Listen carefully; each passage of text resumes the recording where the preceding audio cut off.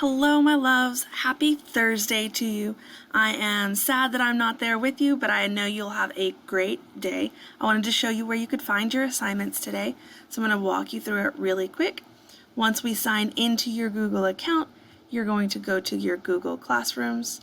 Remember that you go to your second period. Your second period is the one with the college banner, so whatever second period you've been going to, that's where you need to go today. You go to your second period.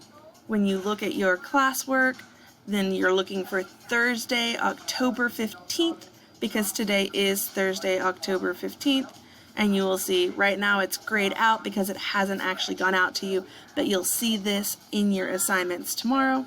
It will also show up in the upcoming box on your stream, so let's make sure that you're doing it. Please follow the directions of any adult in the classroom with you today, and make sure you have a fantastic day and a wonderful weekend. Love you lots. Talk to you later. Bye.